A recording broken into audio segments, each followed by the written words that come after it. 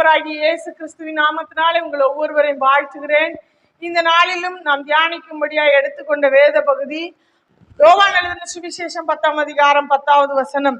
திருடன் திருடவும் கொல்லவும் அழிக்கவும் வருகிறானே அன்றி வேறொன்றுக்கும் வரான். நானோ அவைகளுக்கு ஜீவன் உண்டாயிருக்கவும் அது பரிபூரணப்படவும் வந்தேன். அருமையான தேவ பிள்ளைகளே, திருடனாகிய பிசாசு சத்துருவானவன், அவன் திருடவும் கொல்லவும் அழிக்கவும் வருகிறவன். ஆனால் தேவனாகிய கர்த்தர் இயேசு கிறிஸ்து பரிபூரண ஜீவன் உண்டாயிருக்க வந்த தெய்வம். ஒருவேளை சத்துரு உங்க வாழ்க்கையில கொள்ளை கொண்டு போனதான ஒவ்வொரு காரியத்தையும் அவர் பரிபூரணப்படுத்தப்படும்படியாய் வெளிப்பட்ட தேவகுமாரன். ஒருவேளை சமாதானத்தை சத்துரு திருடிட்டானா, உங்க பொருளாதாரத்தை சத்துரு திருடிட்டானா, நீங்க அநேக காரியங்களை இழந்து போய் நிற்கிறீங்களா? எந்த காரியமாகனாலும் சரி, கர்த்தர் அதில் ஒரு பரிபூரணத்தை கட்டளையிட வல்லமை உள்ளவர். நானோ அவைகளுக்கு ஜீவன் உண்டாயிருக்கவும் அது பரிபூரணப்படவும் வந்தேன் என்று சொல்லுகிறார். பரிபூரண ஜீவனை கட்டளையிடுகிற கர்த்தர். ஆதியிலே தேவன் மனுஷனை உருவாக்கி தன்னுடைய ஜீவ சுவாசத்தை அவனுக்குள்ள ஊதினதுனால அவனுக்கு உண்டாயிருந்த ஜீவன் பரிபூரணப்பட்டதா இருந்தது. ஆனா என்னைக்கு பிசாசினால வஞ்சிக்கப்பட்டு கீழ்ப்படியாமைக்குள்ளாகி பாவத்துக்கு உரியவனாய் மனிதன் மாற்றப்பட்டானோ அன்றைக்கு அவனுடைய ஜீவன் அழிக்கப்பட்டது. ஆத்ம மரணத்தை மனுஷன் அங்கே சந்திச்சான். ஆனா என்னைக்கு கர்த்தர் சிலுவையிலே தன்னுடைய ஜீவனை ஒப்பு கொடுத்தாரோ அன்றைக்கு மனிதன் ஜீவ ஆத்துமாவானான். அன்றைக்கு மனிதனுக்குள்ளே மீண்டும் அந்த ஜீவன் பரிபூரணப்பட ஆரம்பித்தது.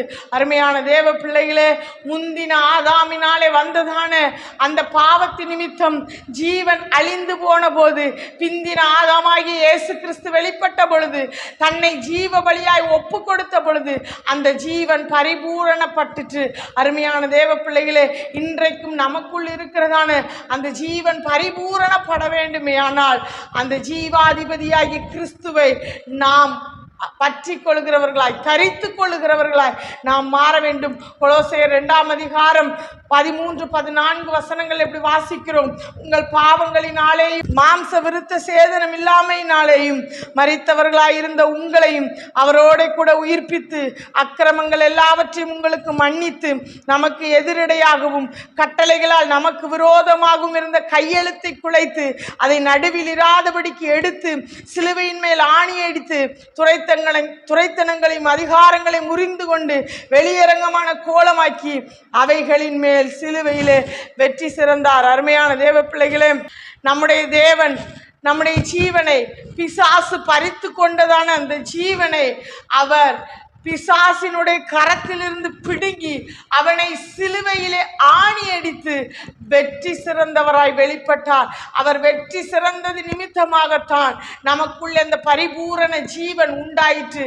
அருமையான தேவ பிள்ளைகளே, ரோமர் 6ஆம் அதிகாரம் 4ஆம் வசனத்தில் எப்படி வாசிக்கிறோம்? மேலும் பிதாவின் மகிமையினாலே கிறிஸ்து மரித்தோரிலிருந்து எழுப்பப்பட்டது போல நாமும் புதிதான ஜீவன் உள்ளவர்களாய் நடந்து கொள்ளும்படிக்கு அவருடைய மரணத்திற்குள்ளாக்கும் ஞான ஸ்நானத்தினாலே கிறிஸ்துவுடனே கூட அடக்கம் பண்ணப்பட்டோம். அருமையான தேவ பிள்ளைகளே, கிறிஸ்து நமக்குள்ள வரும் பொழுதுதான், நாம் அந்த ஞான ஸ்நானத்துக்குள்ளாக்கப்படும் பொழுதுதான் நம்முடைய ஜீவன் பரிபூரணப்படுகிறது. புதிதான ஜீவன் உள்ளவர்களாய் நாம் நடந்து கொள்ளுகிறோம். அருமையான தேவ பிள்ளைகளே, மரித்து போன ஆத்மாவோடு அல்ல, கிறிஸ்துவை மரித்தோரிலிருந்து எழுப்பினதான அந்த பிதாவின் மகிமைக்கு ஒப்பானதாய் இருக்கிறதான அந்த ஞான ஸ்நானத்தினாலே கிறிஸ்துவோடு கூட அடக்கம் பண்ணப்பட நம்மை அர்ப்பணிப்போம். நமக்குள் இருக்கிறதான ஜீவன் பரிபூரணப்படும். இரண்டாவதாக யோவான் 6ஆம் அதிகாரம் 54ஆம் வசனத்தில் இப்படி வாசிக்கிறோம்: என் மாம்சத்தை புசித்து என் ரத்தத்தை பானம் பண்ணுகிறவனுக்கு நித்திய ஜீவன் உண்டு, நான் அவனை கடைசி நாளில் எழுப்புவேன்.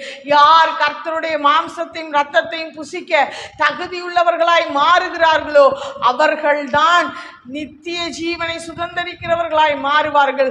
அவர்களுக்குள் இருக்கிறதான் அந்த ஜீவன் அந்த பரலோக ராஜ்யத்தை சுதந்தரிக்கும். அருமையான தேவ பிள்ளைகளே, எந்த ஒரு மனுஷன் மனம் திரும்பி பாவ மன்னிப்பை பெற்று பிதா குமாரன் பரிசுத்தாவின் நாமத்தினாலே முழுகி ஞான ஸ்நானம் எடுக்கிறானோ அவன்தான் அவருடைய மாம்சத்தை புசிக்கவும் அவருடைய ரத்தத்தை பானம் பண்ணவும் தகுதி உள்ளவன். நீங்க திடப்படுத்தல் எடுத்தாலும் சரி, பலப்படுத்துதல் எடுத்தாலும் சரி, அந்த மாம்சத்தை குறித்தும் இரத்தத்தை குறித்தும் குற்றமுள்ளவர்களாய் இருப்பீர்கள். அருமையான தேவ பிள்ளைகளே, உங்களை நீங்களே நிதானித்துக் கொள்ளுங்கள். சத்தியத்துக்கு நேராய் உங்கள் செவியை சாயுங்கள். நிச்சயமாய் கர்த்தர் அருளுகிற அந்த பரிபூரண ஜீவன் உங்களிலே வெளிப்படும். ஜெபிப்போமா. அன்பின் பரலோக பிதாவே, உம்மை நன்றியோடு ஸ்தோத்திரிக்கிறோம் ஆண்டவரே. இந்த நாளிலும் தேவன் எங்களோடு இடைப்பட்ட நல்ல சத்தியத்துக்காய் ஜெபிக்கிறோம். கர்த்தர் நீங்க ஆசீர்வதிப்பீராக. தகப்பனே, யாரெல்லாம் அந்த ஜீவனை ஆண்டவரை இழந்து போன நிலைமையில் இருக்கிறார்களோ, ஆத்துமா மரித்து போன நிலைமையில் இருக்கிறார்களோ, சத்துரு கொள்ளையாடி கொண்டு போனதான அந்த ஜீவன் மீண்டும் சிருஷ்டிக்கப்படுவதாக. தகப்பனே, ஞான ஸ்நானத்தினாலே உடன்படிக்கையினாலே தகப்பனே உம்முடைய மாம்சத்தை புசித்து உம்முடைய ரத்தத்தை பானம் பண்ணுகிறதுனாலே அந்த ஜீவன் அவர்களுக்குள்ள பரிபூரணப்படட்டும். சத்துரு கொள்ளையாடி கொண்டு போனதான அந்த ஜீவன் அவர்களுக்குள்ள மீண்டும் சிருஷ்டிக்கப்படுவதாக.